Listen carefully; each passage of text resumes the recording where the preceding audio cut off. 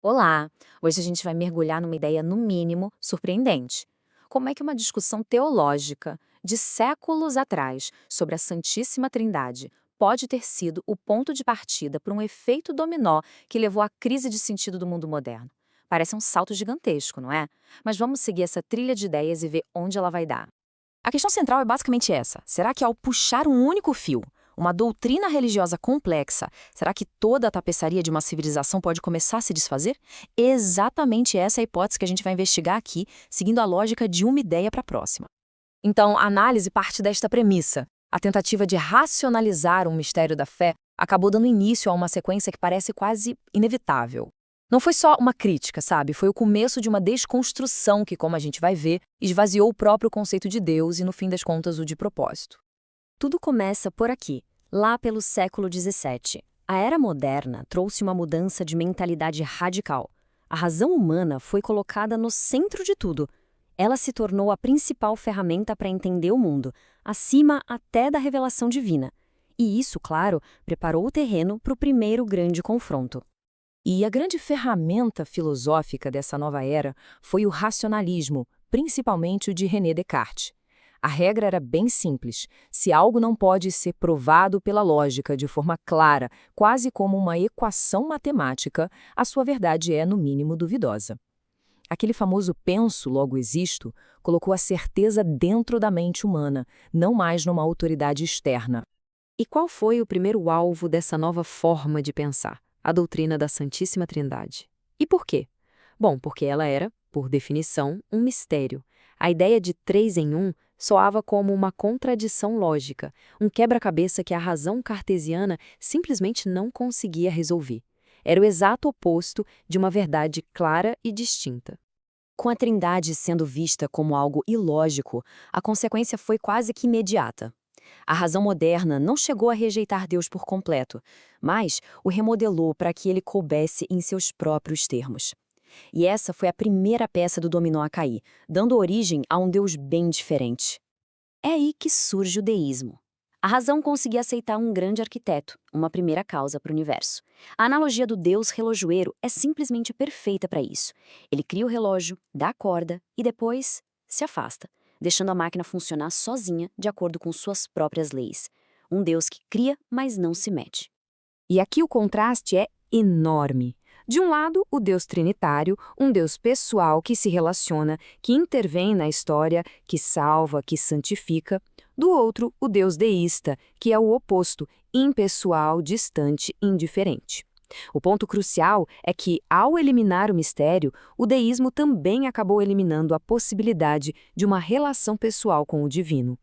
Só que a lógica não parou por aí. Se Deus já é tão distante, tão impessoal, qual seria o próximo passo? A filosofia moderna foi lá e empurrou a segunda peça do dominó, levando essa ideia à sua conclusão mais inevitável.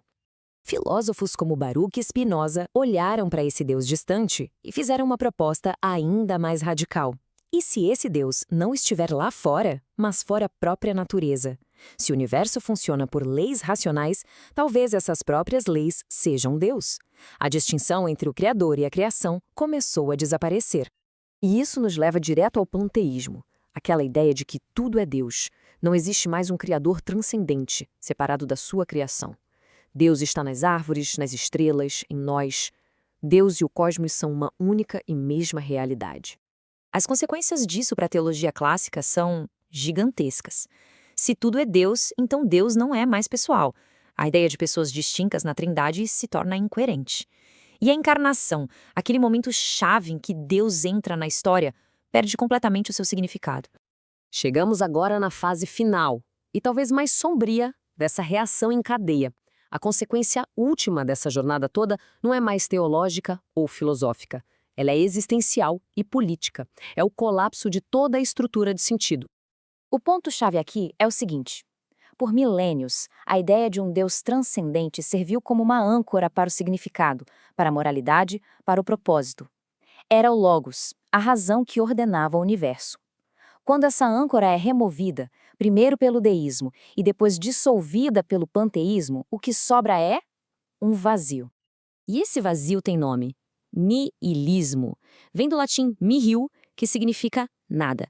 É a conclusão lógica de que, sem um fundamento transcendente, não existe propósito objetivo, não existe valor intrínseco, não existe um porquê para a existência.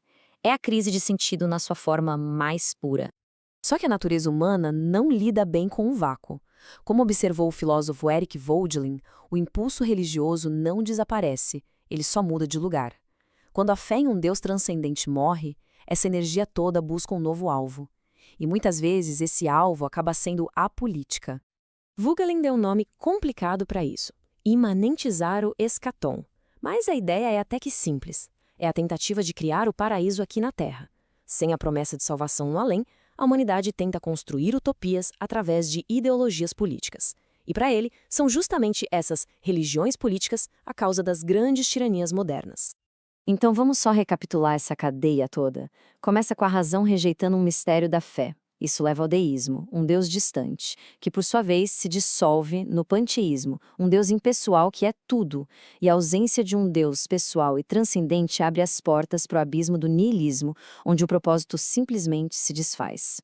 E isso tudo deixa a gente com a pergunta final para reflexão. A história que a gente viu aqui sugere que algo sempre vai preencher o vácuo deixado por um sistema de crenças. A questão que fica é, ao observar o mundo hoje, o que será que está correndo para preencher esse vazio?